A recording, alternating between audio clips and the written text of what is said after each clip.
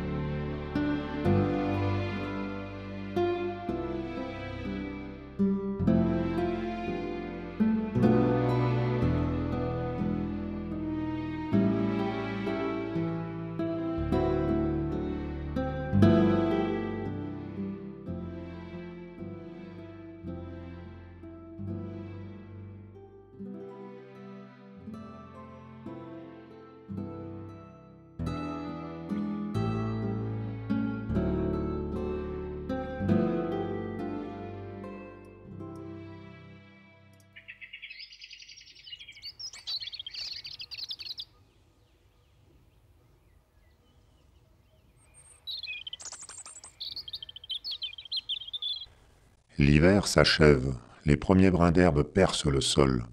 Le pelage de l'animal va alors se renouveler, moins épais, car le froid s'atténue et les premiers rayons d'un soleil printanier apparaissent. La nature quitte sa toison dorée. Les premières fleurs illuminent le sol d'étincelles, encore furtives. Les nuits s'adoucissent, et les odeurs de cette végétation, en plein épanouissement, s'associent tendrement. Les animaux de la forêt apprécient cette enveloppe colorée. Le calme semble à nouveau imprégner le paysage en pleine rénovation. Les biches savourent cette période transitoire. Elles savent que désormais la nourriture sera facilement accessible et que la nature, généreuse, les accompagnera plusieurs mois. Elles ne sont toutefois pas les seules à apprécier ces moments magiques, et toutes les espèces animales sédentaires s'associent pour profiter de cette douceur et de ce renouveau tant attendu.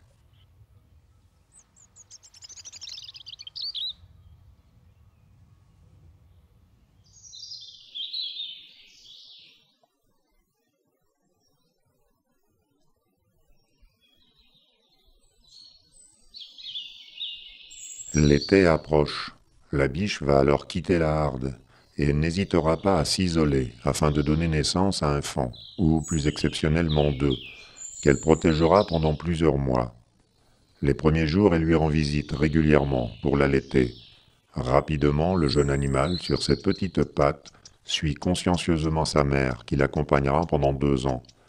La mise bas est rapide et le faon se déplace quelques heures après sa naissance. Si vous trouvez un jeune faon, n'y touchez pas, car votre odeur, imprégnée sur son pelage, pourrait suffire à le faire rejeter par sa mère. La biche, à cette période de l'année, a quitté les massifs forestiers et regagné les taillis et les bordures des forêts. La densité du feuillage lui offre un couvert protecteur. Le calme et la douceur de l'été, ainsi que l'abondance de la nourriture, permettront au jeune faon de grandir rapidement. Sa peau, tachetée, l'habillera jusqu'à l'hiver.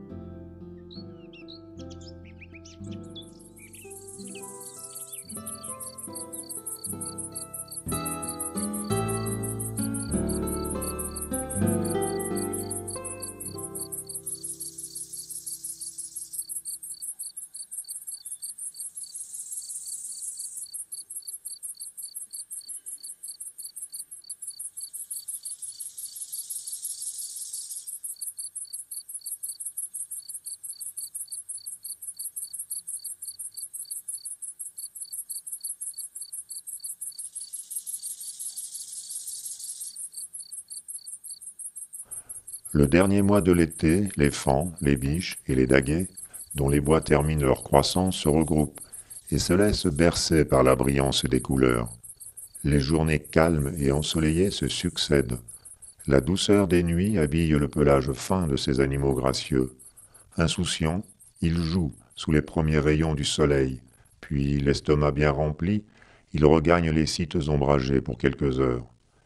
Les brumes matinales des premiers jours de septembre enveloppent les cerfs qui, discrets depuis plusieurs mois, réapparaissent. C'est la période du brame. Les cris nocturnes des mâles se prolongeront sous les premières lueurs matinales. Les biches semblent s'imprégner d'anxiété. Elles ne seront réceptives que pendant quelques heures et entraîneront la fougue des mâles agressifs.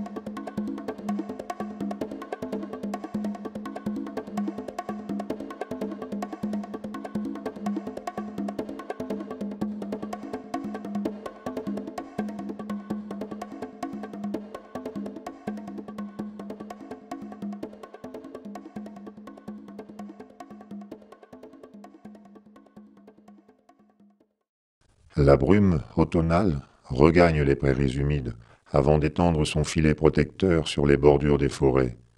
L'odeur des champignons envahit les sous-bois et le cerf profite de cette enveloppe discrète pour terminer la mission que lui avait confiée Septembre. Le soleil habillera de sa lumière envoûtante les derniers jours de cette période magique, puis la biche rejoindra sa maison forestière.